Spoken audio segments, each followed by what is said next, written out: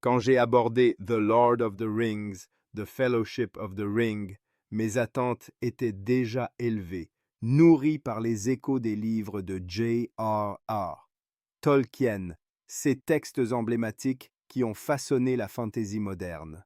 Je voulais découvrir si la profondeur et la richesse de l'univers de Tolkien pouvaient être transposées à l'écran. Le film, réalisé par Peter Jackson, promettait une grande aventure épique et je m'attendais à être transporté dans les vastes paysages de la Nouvelle-Zélande tout en étant immergé dans un récit qui, j'en étais sûr, serait rempli de symbolisme et de réflexions sur le pouvoir, le sacrifice et l'amitié. Dès les premières images, l'atmosphère du film m'a captivé. La musique envoûtante de Howard Shore, avec ses thèmes majestueux et nostalgiques, s'unissait harmonieusement aux images grandioses des comtés, des montagnes imposantes et des forêts luxuriantes. On ressentait immédiatement une tension sous-jacente, un mélange de beauté et de danger qui donnait le ton à l'ensemble de l'œuvre. Le contraste entre la paix apparente de la comté et les ténèbres grandissantes de Sauron établissait une dichotomie puissante. Ce n'était pas qu'une simple aventure, c'était aussi une exploration des luttes intérieures des personnages, des choix difficiles qu'ils devaient faire face à des forces qui les dépassaient. Les personnages principaux, interprétés par des acteurs talentueux, ajoutaient une richesse indéniable à l'histoire. Elijah Wood, jouant le rôle de Frodon Sacquet, incarne à la perfection l'innocence et le courage vacillant de l'anneau porteur. Son voyage, tant physique qu'émotionnel, symbolise le fardeau du pouvoir et la lutte contre l'obscurité qui réside en chacun de nous. Sean Astin, dans la peau de Samwise Gamgee, se révèle être le véritable cœur du récit, incarnant la loyauté inébranlable et l'amitié indéfectible. Il n'est pas seulement un compagnon, mais aussi une voix de raison qui rappelle à Frodon ce qui est vraiment important. Dans le rôle de Gandalf, Ian McKellen apporte une sagesse et une gravité qui ancrent le récit. Son personnage, en tant que guide et protecteur, est bien plus qu'un simple magicien. Il représente également la lutte éternelle entre le bien et le mal, un motif récurrent dans l'histoire. Ces personnages, avec leur lutte interne et leur motivation, semblent parfois être des marionnettes dans un jeu plus vaste, ce qui m'a rendu curieux de chercher des significations plus profondes et des connexions cachées. L'atmosphère du film est également teintée par la présence de l'ombre qui s'étend sur la terre du milieu. La menace de Sauron est omniprésente et chaque personnage est influencé par l'anneau et ses conséquences. En y réfléchissant, cela m'a fait penser aux manigances secrètes des élites dans notre propre monde, où le pouvoir corrompt et pousse les individus à agir contre leur meilleur jugement. Ce fil rouge entre le récit de Tolkien et notre réalité actuelle est troublant et fascinant à la fois. Les interactions entre les membres de la communauté, formés pour défendre la liberté face aux forces obscures, peuvent également être interprétées comme une allusion aux luttes collectives de notre époque.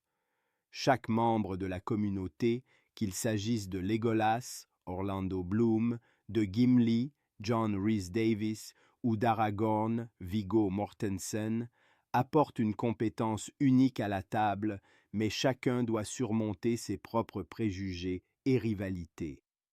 Une analyse plus poussée pourrait suggérer que cette dynamique représente une métaphore des luttes de pouvoir au sein de notre société, où les alliances, bien que nécessaires, sont souvent fragiles face à des intérêts cachés. Enfin, il est indéniable que des éléments plus occultes sont présents dans le récit. La manière dont l'anneau exerce son influence sur ceux qui l'entourent peut être vue comme une allusion à l'idée que le pouvoir, même s'il est conféré avec de bonnes intentions, peut transformer des êtres en ombre d'eux-mêmes. Les personnages sont constamment confrontés à des choix moraux et éthiques, ce qui soulève des questions sur la nature du pouvoir et de l'obéissance. Cela me rappelle les théories sur les Illuminati et les élites secrètes qui, selon certains, manipulent les événements mondiaux pour leurs propres intérêts. Dans ce sens, The Fellowship of the Ring peut être vu comme une critique voilée de ceux qui recherchent le pouvoir pour le pouvoir, sans se soucier des conséquences de leurs actions. Ainsi, alors que je me plongeais dans la première partie de cette saga épique, j'étais non seulement fasciné par les visuels et les performances, mais également par les messages cachés et les réflexions sur le pouvoir, la loyauté et la lutte contre l'oppression. Les choix des personnages résonnent avec des échos du monde réel, invitant le spectateur à réfléchir sur la nature du bien, du mal, et des implications que chaque décision peut engendrer. Dans ce film, tout semble avoir un sens plus profond, et chaque scène est chargée de symbolismes qui méritent d'être explorés. Ce voyage à travers la Terre du Milieu m'a non seulement diverti, mais également poussé à questionner les dynamiques de pouvoir qui régissent notre propre existence. La Terre du Milieu, ce vaste paysage riche en nuances et en secrets, nous plonge dans une intrigue complexe où chaque pas, chaque chuchotement et chaque regard en coin semblent avoir été orchestrés par des forces invisibles, peut-être même par des mains invisibles d'élites cachées qui manipulent le destin des peuples. Dès le début, lorsque Frodon reçoit l'anneau de son oncle Bilbon, cet artefact n'est pas simplement un puissant objet magique, mais plutôt un symbole de pouvoir, de convoitise et d'aliénation. La manière dont l'anneau influence ceux qui en prennent possession, de Sauron à Gollum, pourrait être interprétée comme une métaphore des dangers du pouvoir absolu. Ce pouvoir corrompt, il déforme la réalité et les valeurs personnelles, presque comme une réflexion des manipulations psychologiques auxquelles nous sommes soumis dans notre réalité. À mesure que le récit avance, la création de la communauté de l'anneau représente une tentative de rétablir un équilibre dans un monde qui est en train de se déchirer sous le poids des ambitions cachées. La réunion à Fontcombe, orchestrée par les élites des races de la Terre du Milieu, dont Elrond, offre un moment clé révélant les tensions latentes entre les différentes factions, les humains, les elfes, les nains et les hobbits. Chacun est là pour défendre ses intérêts, souvent en désaccord mais unis par un but commun, ce qui rappelle étrangement les alliances politiques du monde réel, où les véritables motivations des acteurs demeurent inavouées. Cela soulève une question troublante. Qui tire vraiment les ficelles? Lors de leur départ, les membres de la communauté se retrouvent rapidement confrontés à des dangers extérieurs, mais aussi aux démons intérieurs que l'anneau fait émerger. La scène marquante sur les rives de la rivière Anduin, où Boromir tente de s'emparer de l'anneau, offre une vision poignante de la lutte entre le désir et le devoir. Cela peut être vu comme un reflet de la lutte personnelle que chacun d'entre nous traverse face aux pressions du monde moderne. Les décisions des personnages, comme celle de Frodo, qui choisit finalement d'embrasser son destin et de porter l'anneau, illustrent la notion de sacrifice et de résilience, mais cela pourrait aussi symboliser la soumission aux forces obscures qui nous entourent. La traversée des mines de la Moria est un tournant crucial. Ce lieu où des ombres anciennes se cachent et des vérités oubliées résident fait écho aux secrets que cachent les élites dans notre société, ces vérités dérangeantes que l'on préfère ignorer. L'apparition du Balrog est un moment clé, représentant non seulement la peur, mais également les conséquences de la quête de pouvoir. Le sacrifice de Gandalf dans ce combat contre une incursion de ténèbres nous rappelle que parfois il faut perdre quelque chose de précieux pour préserver ce qui reste. Ce parallèle avec les sacrifices que les individus doivent faire pour se libérer de l'oppression des élites ou des systèmes de contrôle est fascinant et, peut-être, intentionnel. Arrivant à la fin de ce premier épisode de la trilogie, la tension atteint son paroxysme lorsque la communauté se scinde. La séparation n'est pas juste physique, mais représente également une fragmentation des idéaux et des objectifs.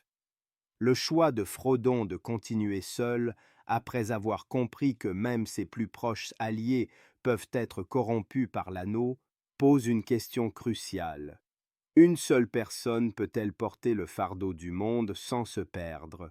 Sa décision résonne avec la lutte moderne contre des forces oppressives qui, tout en étant collectives, nécessitent souvent un sacrifice individuel. Les désirs matérialistes et les ambitions cachées de personnages comme Boromir, qui cherchent à défendre sa ville par tous les moyens, soulèvent également des interrogations sur la moralité et sur ce que signifie réellement être un héros dans un monde où les attentes sont si souvent perverties. Chaque scène du film, chaque dialogue, même chaque regard échangé entre les membres de la communauté résonne avec une profondeur qui dépasse le simple divertissement. On pourrait dire que les stratégies secrètes des élites, leur manipulation et leur désir de contrôler l'information et le pouvoir sont omniprésents, non seulement dans la quête de l'anneau, mais aussi dans la dynamique entre les personnages. Ce que le Seigneur des Anneaux nous enseigne va bien au-delà de la lutte entre le bien et le mal. C'est une exploration des luttes internes et externes, des choix corrompus par le désir et du poids des décisions que nous prenons. C'est l'histoire d'un voyage à la fois épique et profondément personnel qui, tout en se déroulant dans un monde fantastique, fait écho à notre réalité désenchantée, un appel à remettre en question les narratives et à rechercher la vérité, même lorsque celle-ci est dissimulée sous plusieurs couches de mensonges. Les effets visuels de The Lord of the Rings, The Fellowship of the Ring sont, sans conteste, révolutionnaires pour leur époque, mais ils recèlent aussi un message bien plus obscur. Les paysages grandioses de la Nouvelle-Zélande, sublimement capturés, ne sont pas seulement une toile de fond pour cette quête héroïque. Ils évoquent une vision d'un monde en déclin, tout comme notre propre planète, ravagée par l'avidité des élites qui exploitent les ressources naturelles. La magie numérique utilisée pour créer les créatures et les environnements ne fait qu'intensifier la dualité de la beauté et de l'horreur qui imprègne l'œuvre. En ce sens, Peter Jackson, le réalisateur, va au-delà du simple divertissement. Il nous pousse à réfléchir sur notre rapport à la nature et à nos choix destructeurs. La musique, magistralement composée par Howard Shore, élève encore le récit. Ces thèmes épiques résonnent dans nos cœurs, mais ils murmurent également des vérités cachées. Les mélodies qui accompagnent la communauté rappellent l'union des peuples face à l'oppression. Mais derrière ces harmonies se cache une tension sous-jacente, un sentiment de désespoir face à une force qui semble inéluctable. Ce n'est pas simplement une bande sonore, c'est un appel à la résistance contre les ténèbres, à l'image des luttes menées par les sociétés secrètes à travers l'histoire. Ce que j'ai le plus aimé dans ce film, c'est la profondeur des personnages. Chaque membre de la communauté représente une facette de l'humanité, avec leurs faiblesses et leurs luttes. Cependant, l'absurdité réside dans la façon dont certains personnages sont parfois réduits à des stéréotypes, comme l'elfe Légolas, qui, malgré sa beauté éthérée et ses compétences indéniables, semble parfois être un simple archétype. Cela nous amène à questionner la manière dont les récits sont construits, où le spectaculaire peut parfois éclipser la complexité. En conclusion, The Fellowship of the Ring est bien plus qu'une simple épopée fantastique. C'est un miroir tendu à notre société moderne, une allégorie de notre lutte contre les forces qui cherchent à nous diviser et à nous asservir. Les Illuminati et les élites sont omniprésents, tout comme l'anneau lui-même, symbole de pouvoir et de corruption.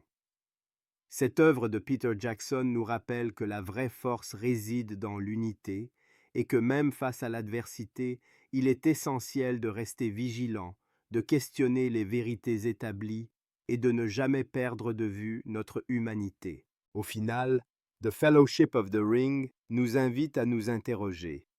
Quel type d'héritage voulons-nous laisser derrière nous? C'est un appel à l'action, à la prise de conscience, inséré subtilement dans un récit qui, sous ses apparences épiques, cache un message d'une portée universelle.